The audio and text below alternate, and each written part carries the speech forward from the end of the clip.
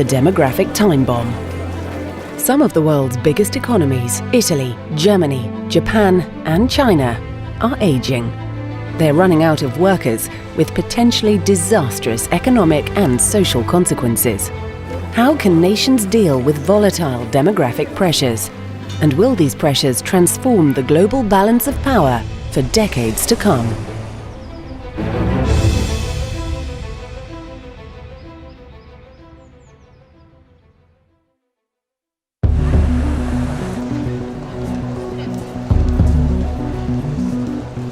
Demographics rule the world. The exact combination of young and old, workers and retirees can determine a country's economic future. Every country has a demographic sweet spot where the majority of your population is of working age. So they're both producing and they're consuming. Great for the economy. Well, demographics are very important. Put bluntly, for advanced economies, the more people there are, the larger the economy is likely to be, and the more power and influence they're likely to wield on the global stage. And that's why the US is a global leader, and it's why European countries club together to influence policy on a global level. The population of the planet doubled twice in the 20th century, meaning the world was able to create more wealth. So in 1965, there were about 3.3 billion people on the planet. Now it's about 7.3, and that's just 50 years later. So that's obviously had an enormous effect on the productive capacity of the economy in total. But as well as growing, the world's population is aging. The average age of all the people on Earth at the start of this decade was 32. By the end of this century, it will be 42. By 2035, 1.1 billion people will be over the age of 65. This greying of the planet has potentially profound economic implications. As the population ages, it means there are more people consuming goods and services and fewer people producing them. So simply there's just a bit less to go around. And overall that means that an economy with an aging population is going to be growing slower than it otherwise would. As aging happens, people are going to save less, they're going to spend more, and that's potentially going to push up interest rates quite significantly over the next few decades. And if you look at analysis from former Bank of England economist Charlie Bean, he says that's about to happen, well, roughly right now. We're just at that inflection point where demographics start to push up interest rates rather than push down on them. Many of the countries with the fastest growing working age populations are in Africa or Southeast Asia. These countries are about to enter a demographic window that is going to be very supportive of producing economic growth. India is in the early parts of a demographic sweet spot where the majority of their population is now of working age. This really helps support growth. India right now, in 2016, is projected to be one of, if not the fastest growing economy in the world. The demographic factors are a big tailwind to that growth. But for more mature, developed economies, the demographics are more complex and potentially very worrying. For some economies, particularly in Europe, who are extremely indebted, the slowing growth of the workforce or the shrinking of the workforce means that those debts become less sustainable. So it actually adds to pressures that those economies are facing. And in particular, you've got sort of Italy in that camp. But actually it extends to Germany as well. While that's not indebted, the demographic pressures facing Germany are actually quite significant.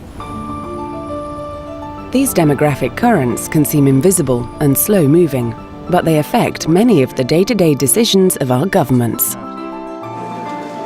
I think that decisions may need to be made. Do we accept the fact that we do have aging demographics? This will create headwinds to us producing growth. Or do we accept the fact that we need to accept immigrants to rejuvenate, to make the population younger? Countries that are really old, if they want to solve this problem, has to ask themselves, how many immigrants do you let in before it actually is a cultural revolution within your country, if the way of life that you're used to is going to change?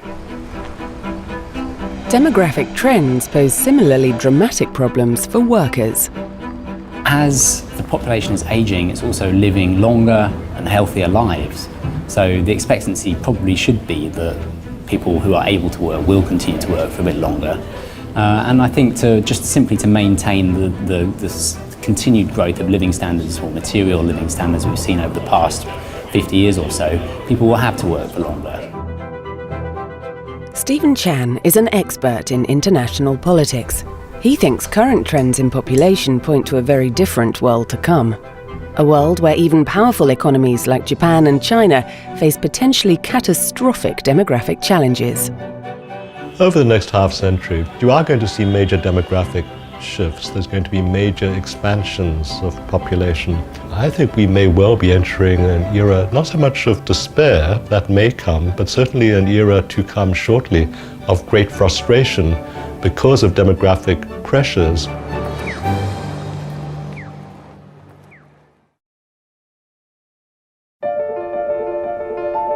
Demographic trends are changing our world. For Stephen Chan, these offer a unique insight into global economics and politics. Professor Chan has taught in North America, Europe, Africa and Asia, and has served as a diplomat and advisor to the UK Foreign Office and US State Department. And his fascination with how movements of people can affect movements in international affairs stems from his own upbringing. My parents were refugees during World War II. Somehow they found their way to New Zealand, and they were told by the ship captain, you guys better get out, there's nothing south of here but penguins. So the appreciation of the need for people to keep moving around the world, that's always been with me. What I find surprising is how people seem to imagine that you can live in a world without demographic shifts. In our globalized world, demographics matter. Some countries will have too many people, leading to internal pressures and migration. Others will have too few, leading to a shrinking working-age population. There are going to be immense demographic changes, increasingly disturbing age profiles in many of these countries. And of course, demographic shifts as populations spill over from one country to another. The migrant or refugee crisis, for instance, is a case in point. And of course, there are very, very difficult concerns to do with aging workforces, for instance, not enough young people coming on stream onto the market, not enough people educated to the extent that would be required to fulfill the technocratic requirements of the future world. China, the world's most populous country, has grappled with demographic crises for much of the last 50 years. Since the days of Chairman Mao, its governments have employed differing strategies to handle the nation's changing demographic trends. Chairman Mao was not the world's greatest technocratic planner. He would have sudden whims and almost swings of mood. But I think that there was an initial, very traditional Chinese impulse to become powerful by having a very great number of people. This is something which has a cultural ancestry. Now, in fact, it was never viable to grow beyond a certain point. Even during the early years of the Communist Revolution, there were vast food shortages. The more people you have, the more the state must provide for the people within. So it's actually a burden to the state to have too many people. That's why China decided to review the policy of growing a population, and of course went completely to the other extreme to try to restrict the growth of the population. The one-child policy reversed Mao's plans, with dramatic results. China's fertility rate, the number of births per woman per lifetime, was 5.9 in the early 1970s. Today, it has fallen below 1.6. Demographers estimate a country needs a fertility rate of 2.1 to maintain a stable population. China is now on the edge of a demographic cliff, with potentially huge social consequences. I think when we look at China today, we're going to be looking at a leadership that realizes that continuing a one-child policy is going to lead to nothing but long-term difficulties, particularly when you have an aging population with no one to look after them, because there was only one child. You don't have, as it were, a mass of children or an extended family with masses of children who can do the looking after. And then this aging population becomes a weight on the aspirations of the younger ones. But the biggest problem is only now becoming apparent.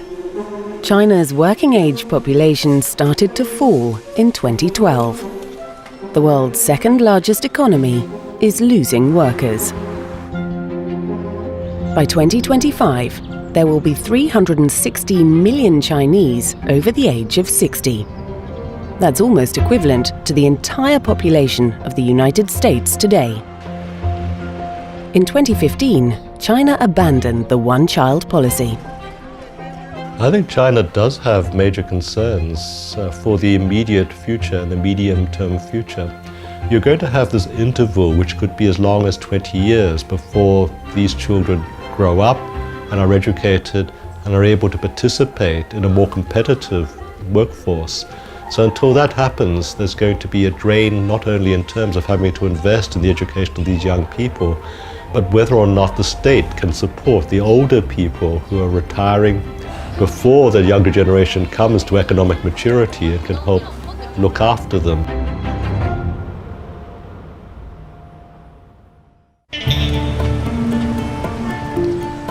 Stephen believes China's demographics need not be fatal, though growth may be slowing for some time. The Chinese economy continues to grow, perhaps not at breakneck speed, but it has to continue to grow in such a way that it continues to provide employment to people. In terms of the Chinese impact on the rest of the world, provided the Chinese still have enough foreign exchange to keep buying our manufacturers, well, I don't think we're going to have a problem, and certainly we're going to continue to buy Chinese manufacturers. You can't walk down a high street in Europe these days without having no choice but to buy clothes made in China. China's government is now expecting the nation's population to peak in 2020, before starting to fall. In Japan, the fall has already started. Between 2010 and 2015, its population shrank by 947,345. By the end of this century, the UN expects the country's population to fall from 127.1 million to just 83 million. Other estimates suggest the population could more than halve to just 52 million. Compounding the demographic crisis is culture. Japan has got a whole gathering, a whole conurbation almost of problems to do with demographic shifts, to do with an aging population, certainly, but to do with all kinds of social trends and social habits which no government in Japan wishes to address. The culture of seniority in Japan denies flexibility for younger workers. The very, very strict, as it were, social customs that inhibit the full participation of women in the workforce further restricts their flexibility. And then the very, very strict rules on when you can begin taking out your pension means that people are stuck unproductively in work they no longer want to do. They don't want to learn new ways of doing things, and they become as much a drain at work as they would be to the state if they left work and into retirement. Japan has so far resisted turning to one of the great consequences of, and possible solutions to, recent demographic trends: migration. I think one of our problems is that we always thought that globalization would be on our terms, but now there's a multifaceted globalization where there are pressures from many, many global players in different parts of the world. I don't think that we're now going to be able to put the genie back into the bottle in terms of greater transit from the Middle East and North Africa to Europe. That is a phenomenon which I think is going to remain with us in one way or another. But numbers will grow, numbers will increase, coming from those parts of the world to Europe. Several EU countries have their own demographic problems. The German government expects 1/3 of the population to be over the age of 65 by 2060. Europe's largest economy needs to find more workers. and those already in work should be prepared to work longer and retire later. The extension of the working age is always going to be one of these big political hot potatoes, but it's not just a case of making people stay in employment, it has to be a certain sort of employment. How can you create the kinds of jobs that will not only give people employment, but keep them employed in a highly productive fashion? And I mean highly productive in terms of the expectations of the middle part of the 21st century. 3 of the 4 biggest economies in the world, China, Japan and Germany, are facing major demographic challenges. The choices they make, increasing fertility, accepting large-scale immigration, or delaying their workers' retirement, will determine whether they remain among the most powerful nations in the world in the decades to come.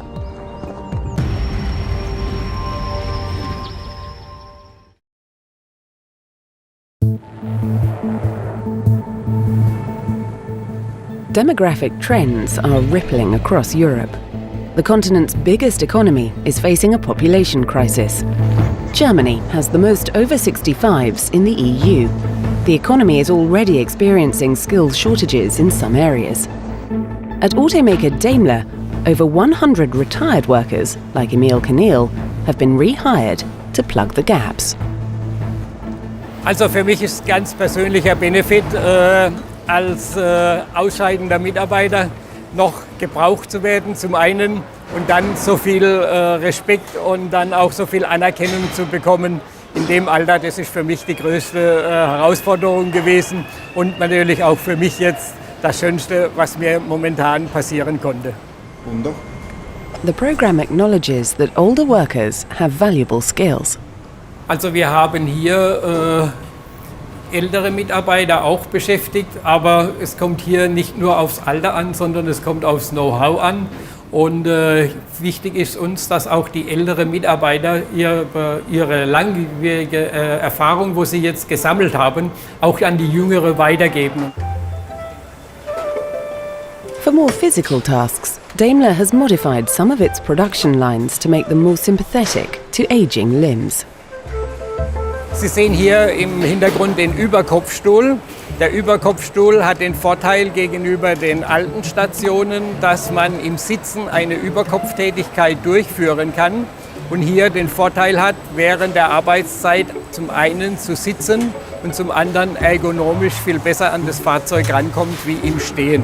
Also wir führen hier nicht nur Ergonomiemaßnahmen durch, um die Ältere zu entlasten, sondern wir wollen alle Mitarbeiter entlasten. Natürlich kommt es den Älteren mehr entgegen wie den jüngeren Mitarbeitern, aber Sie wissen ja, jeder wird einmal älter und damit ist jeder irgendwann einmal in der Situation, dass er die Vorteile gerne genießt. Daimler expects half its staff to be over 50 by 2024. Durch das, dass wir die Hebebühne gekriegt haben, es ist viel angenehmer zu arbeiten. Durch das, dass die Karosse nach oben geht und wir müssen sich nicht biegen und es ist viel angenehmer zu arbeiten. Ich bin sehr zufrieden von dem, weil jetzt mit der Jahre, das hängt von dem ab, das muss man sich ziemlich runterbiegen und das ist schon nicht mehr so, wie damals war, wenn man jünger war. Ne? Whilst German businesses prepare for an older workforce, elsewhere in Europe, immigration offers another way to defuse the demographic time bomb.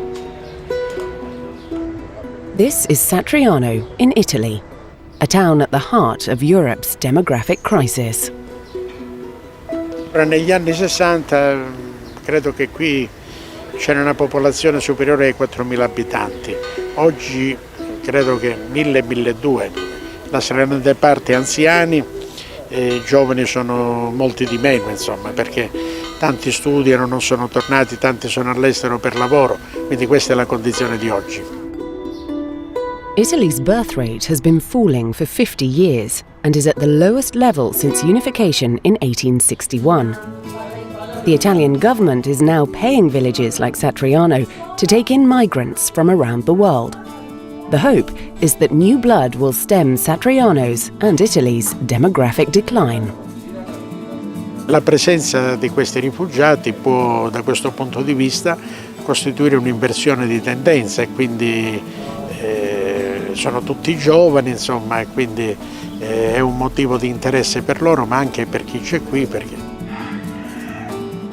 The journeys made by many of the new arrivals, like Adnan, are testament to the demographic flows sweeping the globe. Bene, io sono del Pakistan. Ero arrivato qua 2 anni fa, prima di Dubai, dopo ero arrivato in Libia, dopo pescara di 3 mesi, dopo ero arrivato qua a 3 anni. Prima lavoro di 3 mesi di parrucchieri, dopo di 3 mesi di lavoro live, dopo compagnia lavoro. Lavoro c'è, è importante lavoro c'è qua. Sì, tutte le persone bene, trovi qua bene. Diciamo che da quando sono arrivati all'inizio c'era un po' di pregiudizio, dopo invece si è incominciato a socializzare, quindi l'integrazione gradualmente sta crescendo, si gioca insieme a pallone, si partecipa alle feste, si fanno dei lavori di manutenzione per quanto riguarda le strade, l'integrazione è in atto, diciamo. Auspichiamo che possa crescere sempre di più. It's too early to say if this kind of managed migration will reverse Italy's demographic fortunes, but it has made Satriano a livelier place and serves as a reminder that demographic trends have touched every community in the world at some time in the past. Io sono a favore di queste persone, anche noi italiani siamo andati in Argentina con le valigie in mano, con i cartoni in mano e nessuno li ha mandato via. Perché l'Italia deve essere fatta così? Non lo so. Perché una volta l'italiano andava là, mentre loro vengono qua, dobbiamo essere tutti fratelli. Demographic shifts are occurring all the time in every country. Being able to anticipate them early enough is the key to a nation's future prosperity. You can boil it down this way. When you have citizens, there's 2 ways they could add to the economy. They could produce and they can consume. When you have too many people above a certain age and they leave the labor force, suddenly you have people in your economy who are consuming but are no longer producing. This makes it much harder for a country to grow. Governments that don't have a long-term wise policy will face demographic consequences, or rather their successors will face demographic consequences. I think that those countries that have got policies that are able to cater for their demographic changes are the ones that are going to be successful in the future.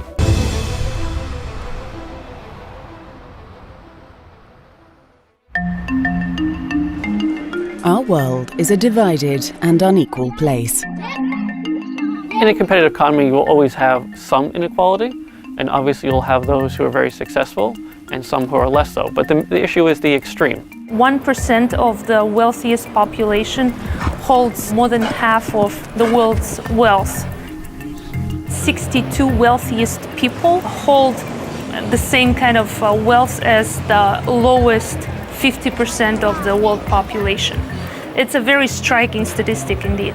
So if we look at CEO pay, it's gone from about 50 times the average worker 30 years ago to 300 times now. Potentially, not only does it an issue for investors, it's also an issue for workers. Inequality has become the hot-button economic issue of the 21st century. But worrying about inequality is not new. If we look way back into U.S. history, we saw dramatic income inequality in, for instance, the Gilded Age, the 1880s and the 1890s, and it went so far, and then it collapsed, and policies were put in place by a number of presidents and administrations to sort of equalize the playing field. Labor laws were put in place, tax laws were changed, and that prevailed through the course of World War II and into the 1960s. But then by the 1980s, tax laws were changed and the economy had changed. And so from the early 1980s to present, we've seen income inequality on the rise. It matters because income inequality eventually contributes to wealth inequality. With wealth comes power in terms of politics and corporate leadership and lots of different facets of the economy. And so when much wealth is held by a very few individuals within an economy or within a country, then those individuals tend to have an outsized degree of control over economic and political policy making, and therefore they are able to incorporate policies that will even further increase their levels of wealth. Inequality is about more than fairness. Economists worry extreme levels of inequality can have dramatic effects on the finances of corporations and governments. It really affects the pace at which the world economy is growing. So to give you an example, the wealthiest, as they get more money, they tend to spend less of a marginal dollar. So this way you get less consumption and consequently less growth in the economy. So that's one kind of a consequence. Another thing is that lower and medium income families tend to borrow more to support their consumption, and it creates risks. Some of the most dramatic levels of inequality can be seen in the developing world. Here, inequality appears to have a corrosive effect on the whole economy. Something else that we've seen in emerging markets is a correlation between inequality and corruption levels. Where government is not effective, you aren't necessarily getting education in place and the rules to allow everyone to succeed. If you look at the Arab Spring in North Africa and the Middle East, at root cause was economic opportunity. And so if you have this extreme inequality, if you have a lack of economic opportunity, you could potentially have political unrest. If you're at the top of the pile, it's tempting to think inequality does not affect you. But this may be dangerously complacent. Clearly, inequality is very bad for the people at the bottom, especially if the bottom is very low. I think at the top, there's a potential risk to, what could extreme inequality breed? Could it lead to political unrest?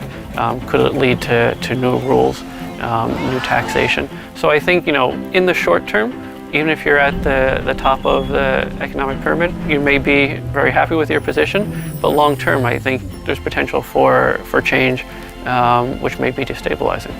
If you think about it in a broader sense and think about economic growth and future generations, it's a bad thing because that actually could impact economic growth in the world. So I would say that it's a problem for everybody.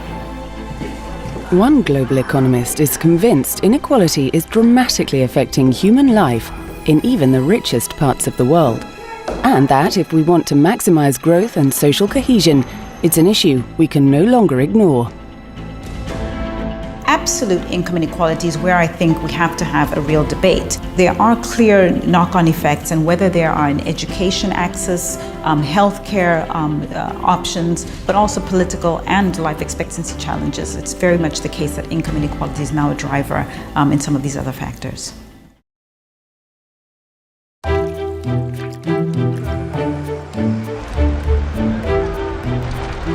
Inequality is one of the most hotly debated issues in economics, from New York to Nairobi.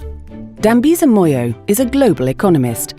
Her work for the World Bank and on Wall Street has seen her named one of the most influential people in the world. She's fascinated by the biggest trends in economics, from the politics of development in Africa to the price of commodities in China. Now she's turning her attention to inequality. Income inequality is particularly problematic in as much as it is a defining factor in many societies for where a society's living standards are going. The data on income inequality has shown that it has gotten worse over the last several decades. In fact, over the past 30 years, we have seen income inequality worsen across the United States, the United Kingdom, and across much of Europe. In the same vein, we've seen that the average income of the top 1% in the United States today is 30 times the average income of the rest of the populations, and the rest of the 99%. Compare this with 30 years ago, with 1978, when it was simply 10 times higher for the top 1%.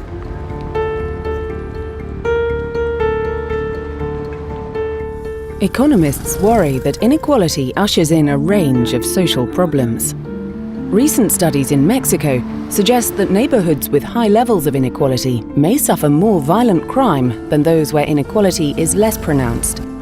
Researchers in other nations have come to similar conclusions. A problem with income inequality is the implications and impact that it has on a society. The question being, is it possible for people of different income levels and without prospects of improving their lives to live cheek by jowl? For example, in the United States, the Bronx is the poorest congressional district in the United States, but it's also 20 minutes by train, about 5 stops, to one of the richest enclaves in the world in the Upper East Side of Manhattan. There are real questions around whether that sort of a living cheek by jowl is actually long-term sustainable, given risks of crime and also destitution. There are knock-on effects for other forms of inequality, such as health or education, and of course, political inequality. In the United States, approximately 158 families are responsible for approximately 50% of campaign funding around the US election system. That really does pose the question about where democracy stands and how that might play in to the political representation of the democratic process. Americans have always prided themselves on levels of social mobility within their country, the ability of people to get ahead, whatever circumstances they were born into. But some recent evidence suggests this is changing. There is a more fundamental aspect to dealing with the income inequality challenge, which I would argue revolves around social mobility. And social mobility really is about people's belief and people's access and opportunity to improving their living standards and their livelihoods over a period of time. I think that the cause of income inequality is the breakdown of social mobility, particularly in Western societies. So just to give you a flavor for that, today in the United States, if you are born into the bottom 20% of the income level, then you have only 5% chance of ending up your life in the top 20% without a college degree.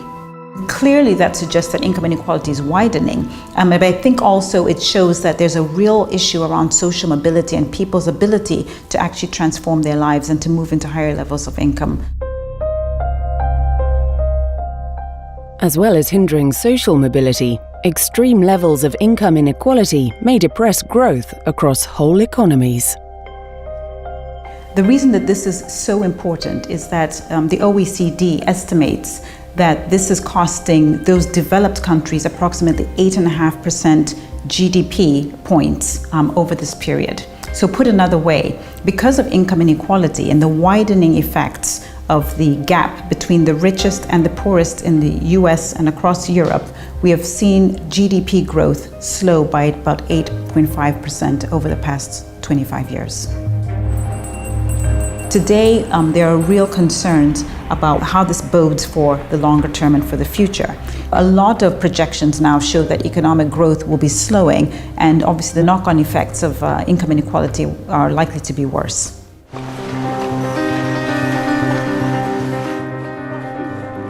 This means inequality is not just a problem for those at the bottom of the economic pile. Chronic income inequality may well affect the social and economic health of everyone.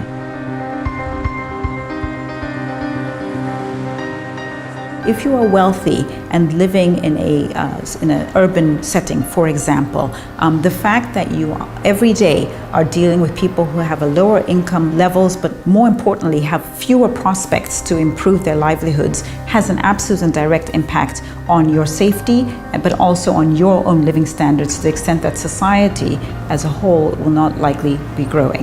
And so it's not just about lower living standards for that proportion of society, it's about lower living standards for its entirety in the society, because the growth of a society is highly linked to how the average person in a society is performing. Dambisa believes the key to tackling inequality lies in reactivating social mobility. But to do that, citizens' basic needs in terms of health and education must be catered for first. I think that the thing that is of paramount urgency is to ensure that all citizens, and particularly people who are at the lower levels of income, are seeing improvements in their living standards over the longer period of time. The real underlying challenges of income inequality in a broader sense, which I would argue really are hitched to the idea of social mobility and the challenges there. But social mobility is propelled by economic growth. And without economic growth, inequality will rise. Just to be absolutely clear on that, we need to aim for at least 7% GDP growth every year in order to double per capita incomes in one generation. We are far below that target. So it's really the case that we do have real issues around what the long-term prospects for economic growth are, but therefore what the long-term prospects for social mobility and our ability to reduce income inequality are.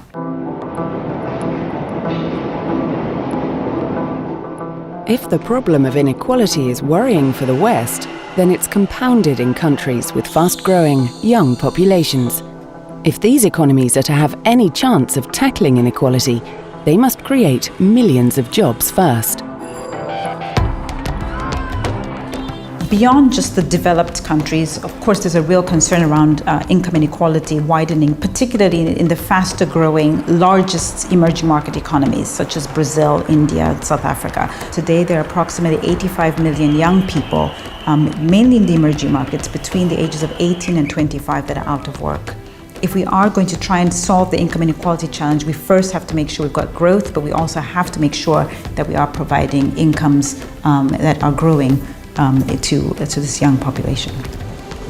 We also have to make sure that people have improved access to education and to healthcare so that they have the social infrastructure to improve their lives and therefore support social mobility. Without those factors, there is a real risk that living standards of not just the impoverished percentage of the population, but society as a whole starts to deteriorate. South Africa is one of the most unequal countries in the world. Here, the consequences of inequality on the safety of society are visible and real. But businesses are trying to restart social mobility and save the economy.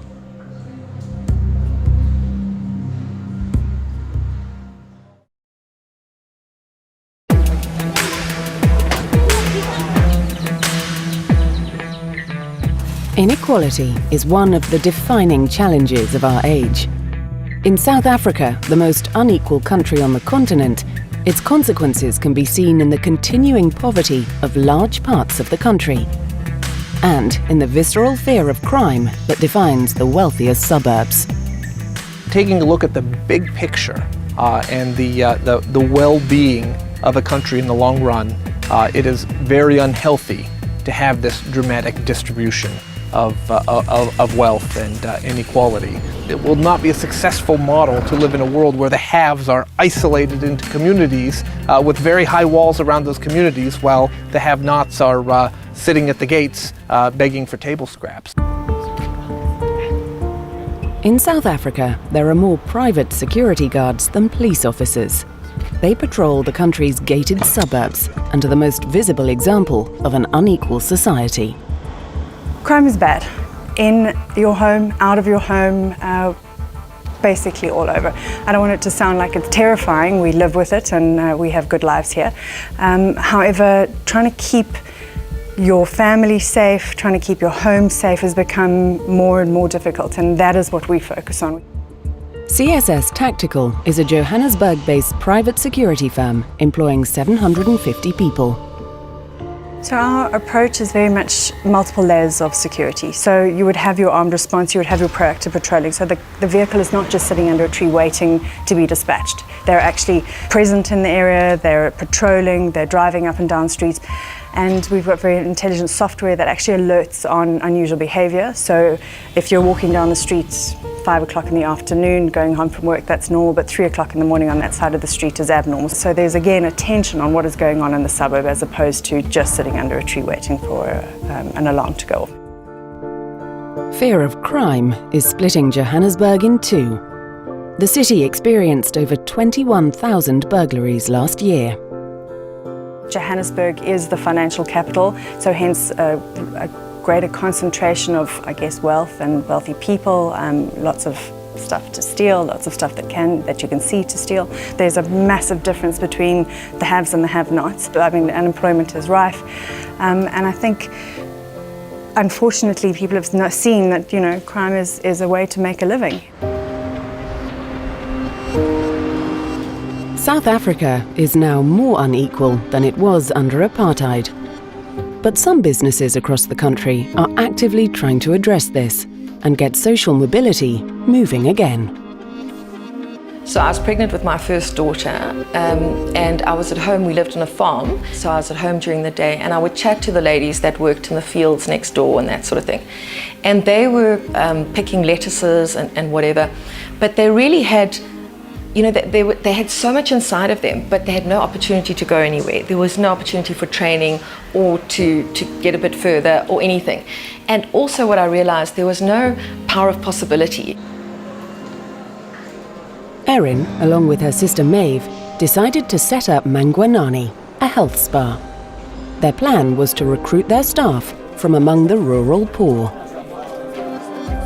It was literally, there's a couple of ladies from the field next door, so everybody went home and found sisters and aunts and whatever that were unemployed, and of course we trained them up. I realized the importance and what Mangwanani could actually do in South Africa. I realized that very, very quickly. And realizing then the amount of lives you could change. Christine Buthelezi was one of the first women that Erin and Maeve employed. I was on my way, I remember one weekend going to church. Then I met Maeve, who gave me a lift, and she started chatting to me. Are you working? What are you doing at the moment? I was still at school and everything. Then I said to her, no, currently I'm working at a farm. It was a chicken farm where we were paid like 20 rand a day. Then she said, but why don't you come and join Mangwanani? Then after a week I said, you know what, I've got nothing to lose. So I went for my training. Then from there I started working at the spa as a therapist. I started from the bottom, like doing massages, which I really enjoyed it. Then within 3 months, and I moved into becoming one of the duty managers. And then I think within a year, I was promoted to be a general manager, which for me, it was such a growth in such a small time. Mangwanani has become a prolific job creation scheme, expanding across South Africa and propelling women like Christine from rural poverty to senior managerial positions. We estimate that we've trained about 20,000 people. We had ladies that had been with us for say 8-9 years and had really reached the top. They were now managers, and I'm also proud to say that every single one of our spas is run by a lady who came up through the ranks. Erin is going further, rolling out plans across her 20 spas to give shares in the business to its employees.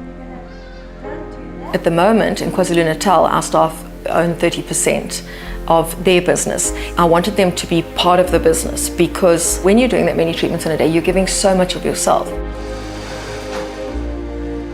By training staff, giving them a route to move up the pay grades and offering them a stake in their own business, Erin hopes her firm can help tackle inequality in South Africa. I can look after my kids, I can look after my family. You know, with us black communities, we've got so many families that we take care of. Like, I'm a breadwinner at home. Everybody depends on me. As much as you've got the other people that are working, but most of the time, I'm the one who's taking that whole responsibility. So Mangwanani has given us like growth, like given us hope. It has made us like dreamers. Inequality has come to define South Africa's economy, but if more can be done to reactivate social mobility, there's a chance that this will not be the case for long.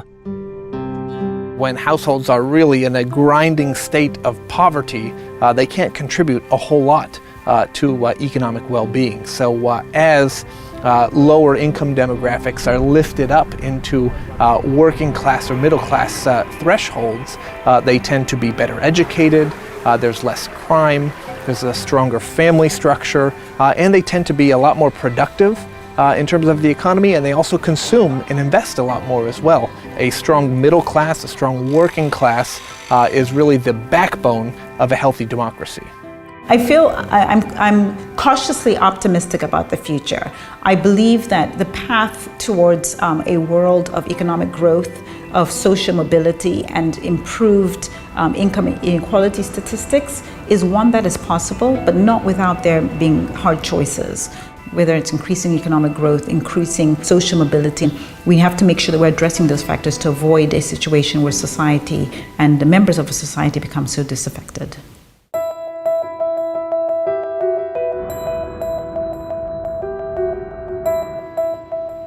Fossil fuels have built our world. Coal and oil found deep within the earth are carbon-rich resources which pack a mighty punch. They're abundant, they're easy to transport and store. If we weren't digging up fossil fuels, we couldn't have had an industrial revolution. A lot of our agriculture would be impossible. We'd probably have great difficulty feeding our current population, never mind having smartphones and electricity and all these things. Certainly it would have been difficult to build our civilization without fossil fuels. Nearly 100 million barrels of oil are used around the world every day. In 2014, fossil fuels accounted for 85% of world energy consumption. But governments are worried about climate change and pollution. We see this in the world cities, from Shanghai to Mumbai and even to New York, Paris, London.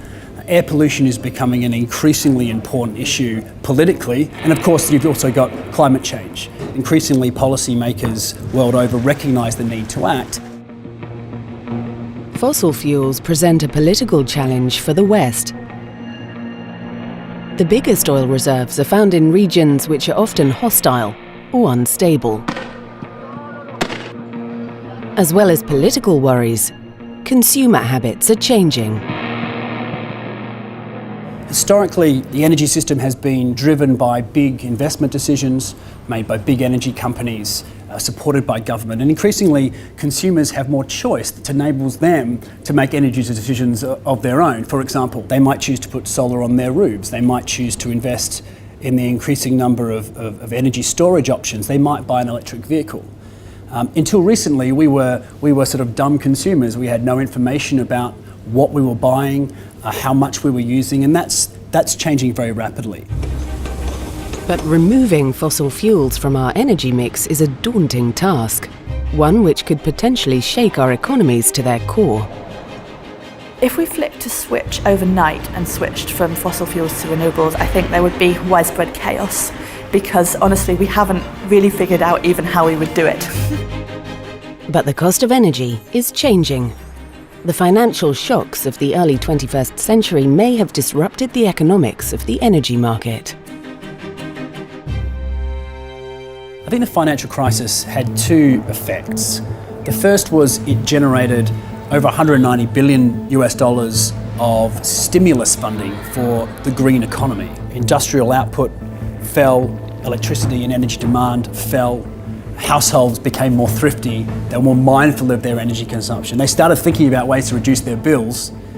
But you combine weaker demand with more renewable energy, and what you created was the beginnings of the disruption that we currently witness. The results of this disruption can be seen around the world. So, as of 2014, Greece was generating 9.5% of its electricity from solar. Italy was generating 8.7%, and Germany 6.3% of its electricity from solar. Now, those are not massive numbers, but they do illustrate that you can have a real economy that runs substantially off intermittent renewables without the sky falling. Solar itself has come down about 75% in the last 5 years. Wind energy has got about 25% cheaper over the last 5 years. So those two technologies are now competing directly with the more traditional, conventional sources of electricity. Now the question is, how do you integrate a system which has variable and intermittent supply and increasingly choppy demand, and the technical side of how do you make that work in a much lower carbon environment. Tony Sieber is a writer, academic and renewable energy investor who believes not only will we make renewables work, but that we are already in the midst of an energy disruption which by 2030 will signal the end of the fossil fuel economy. This disruption will transform the lives of every person on the planet, and what's driving it is not pollution or politics. It's price. It's soon going to be in everybody's best selfish economic interest to have solar panels and batteries and electric vehicles. It's purely economics, and that's how technology disruptions happen. Purely economics.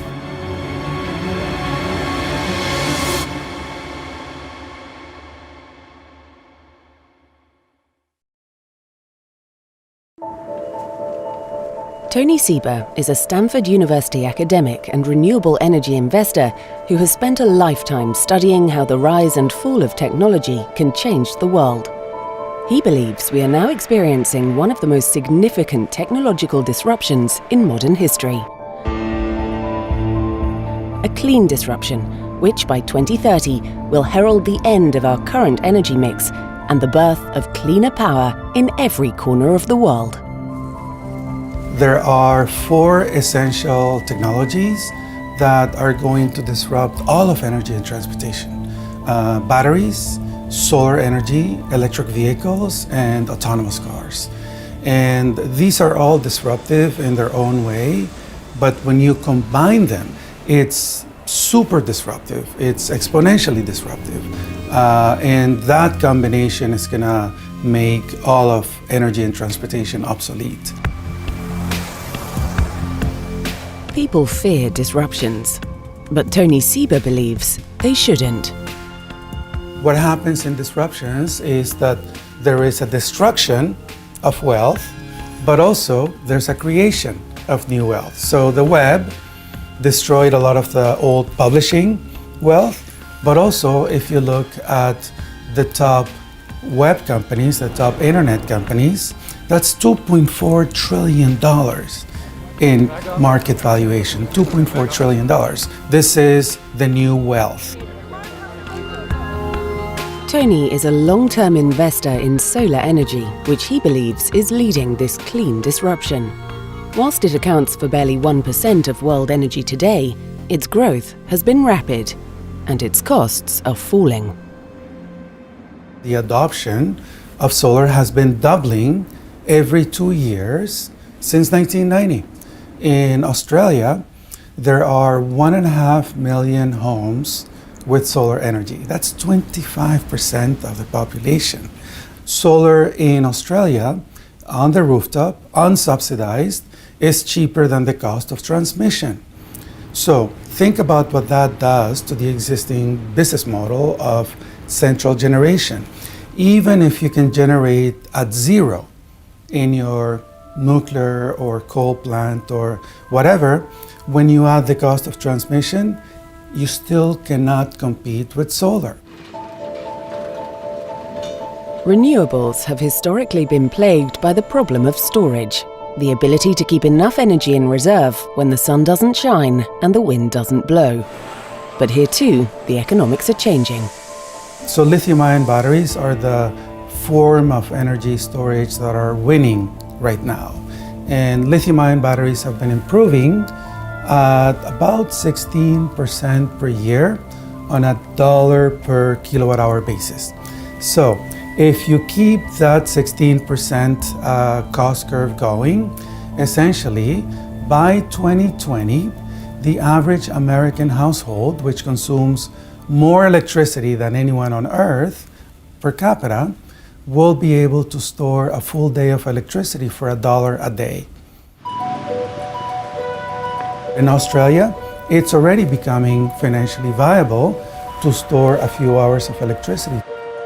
And within 4 years, 5 years, it's going to be basically for the cost of a latte, you'll be able to store several hours of sunshine every day for the cost of a latte.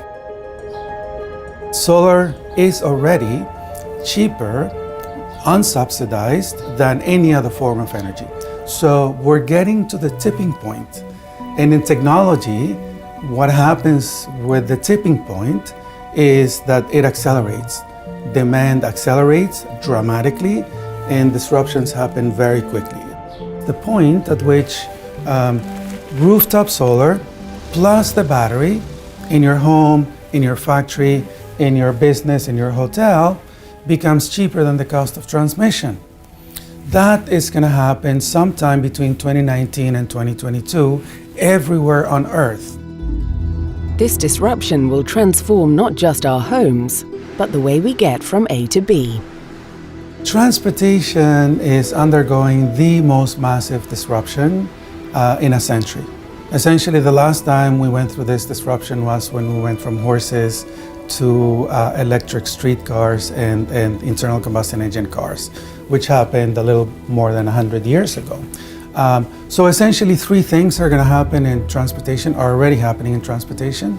All vehicles will go from internal combustion engine, basically fossil fuel powered, to electric vehicles. They're going to go from 100% human driven to 100% computer driven. And it's going to go from car ownership to essentially not owning a car. The implications for companies that build cars are enormous. It could mean the end of the automotive industry as we know it.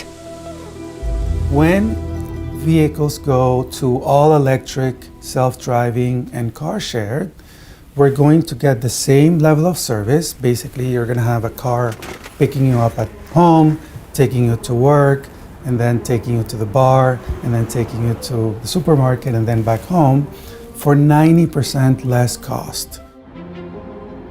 And the implications reach far beyond who builds, sells, and drives cars. Tony believes the design of our cities, the urban fabric of our lives, could change forever. Now, what's going to happen then is that the number of cars that we need is going to go down. So think about cities like Los Angeles, where 60% of the landmass is parking and roads. Basically 80% of that is going to be obsolete. So this is going to give the world, for the first time in a century, the possibility to redesign our cities, to totally redesign the landscape, how we want our cities to be.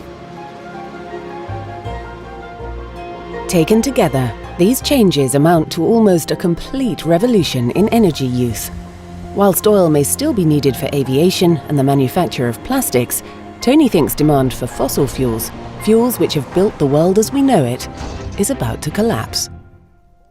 Oil is going to go through what salt went through in the Middle Ages. So 60% of petroleum goes into transportation, 60%. That's gone. Things like coal, gone. We're going to have zero need for coal. Things like natural gas, except for fertilizers, gone. That market is going to implode totally. It took decades for oil to dominate the world economy. Tony believes the dominance of renewable energy will happen much more quickly. When we transitioned from biomass to coal to oil and so on and so forth, we went from one type of extraction of mining energy resources to another. And those transitions took a long time, 50 or 100 years. But technology disruptions don't take place in 100 years. They take place in months. Solar is a technology. The energy source is the sun. It's free. So we don't need to go necessarily from one extraction to another. It's basically solar panels, period. And the same thing with electric vehicles. It's a technology. The shape of renewable technology is changing all the time. Technology now exists to manufacture transparent solar panels. Now, when we think solar, we think rooftops. But in the not too distant future, in only a few years, we'll be able to convert our windows. I mean, imagine every time you look up and you see one of these high rises full of windows, that could be a 3 megawatt solar power plant. If all we do is go through the existing technology cost curve for batteries and solar and electric vehicles and autonomous vehicles, essentially all of energy and transportation is going to be obsolete by 2030. The clean disruption Tony foresees has huge political implications. It has the potential to transform the economies of entire nations and change the balance of power across the world. For the Middle East, the implications are massive because when the West does not value, when oil has no strategic value, then are we, the West, going to be involved in the Middle East the way we're involved now? No, we're not, right? So the countries, California or Korea or Germany or China, the countries that lead the clean disruption are going to be the countries that lead the 21st century.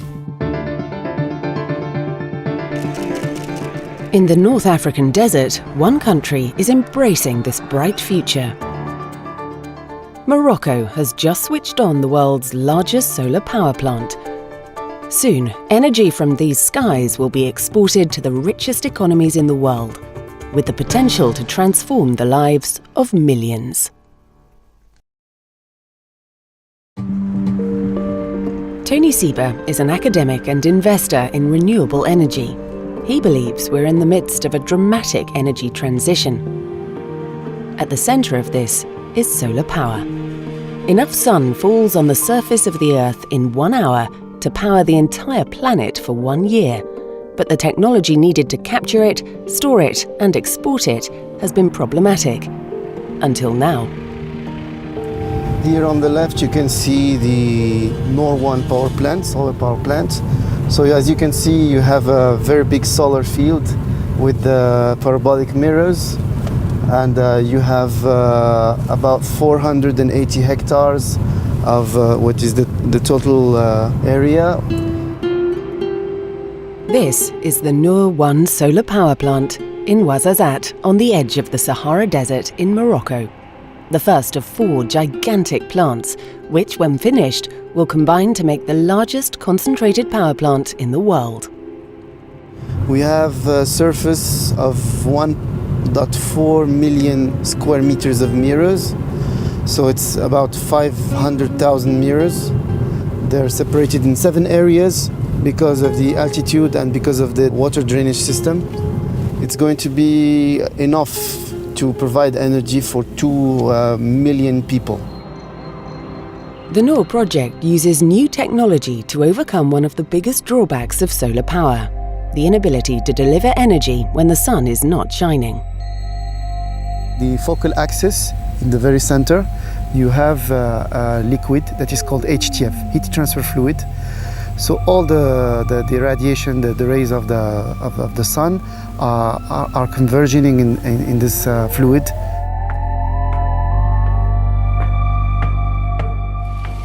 So you can see there, we have 2 tanks, very big tanks, with 45,000 tons of molten salts that keep the energy after an exchange, a heat exchange with the HTF for about 3 hours. So in case we need to produce electricity after the sunset, we can take this salt and make an exchange with the HTF and the water to produce again in the night electricity.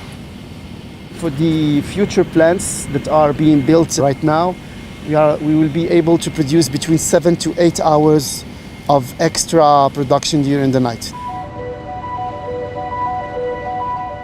NOR promises the possibility of 24-hour solar power. It also promises to transform the economy of Morocco, which imports 94% of its energy from abroad. As well as transforming Morocco's economy, solar could turn the nation into an energy exporter. L'or de Ouarzazate, maintenant c'est le soleil, il est plus sain, plus écologique que le pétrole au fait. Le Maroc, il va exploiter de l'énergie solaire, donc c'est un produit qui va d'abord faire profiter tout le royaume marocain, mais il n'y a pas que ça, on ne va pas s'arrêter là. Donc ça va être de l'énergie qu'on va pouvoir exporter vers l'Afrique et pourquoi pas dans d'autres pays. Le soleil, c'est l'avenir du Maroc.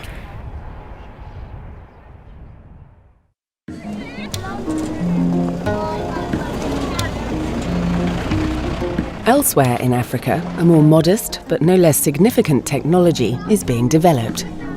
Millions of disused plastic bags float across the South African countryside. Rithaka is a startup which has pioneered a way of turning this dirty plastic into clean energy. Firstly, they bring the plastics from the dumping site, and then we have the station, we call it the washing station. There at washing station, they wash the plastics.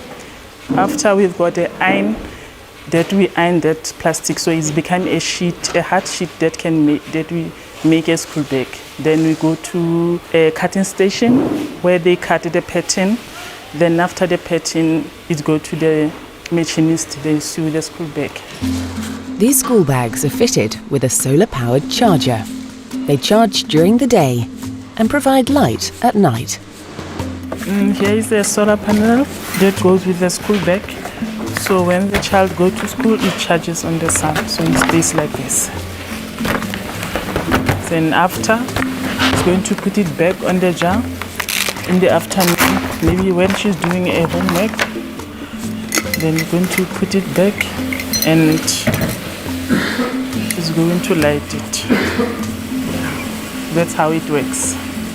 The aim is to solve 3 problems: eliminate a plague of plastic litter, provide light for the poorest students, and provide safe electricity to families who often use kerosene or other dangerous fuels to light their homes.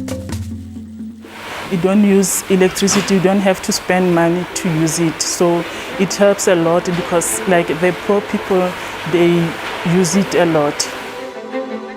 This factory is making 500 school bags a month.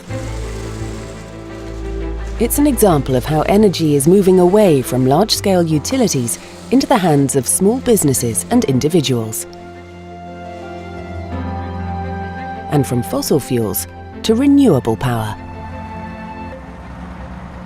150 years after the birth of the modern oil industry, are we about to enter a new era of energy?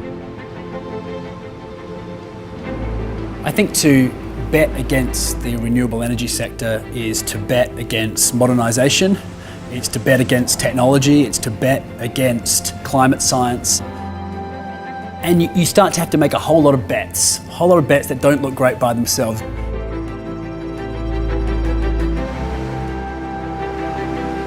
We don't need breakthroughs in solar or wind. We don't need breakthroughs in autonomous vehicles. We don't need breakthroughs in batteries.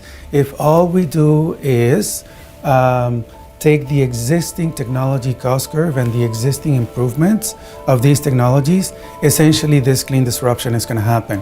And it's inevitable, and it's going to happen before 2030.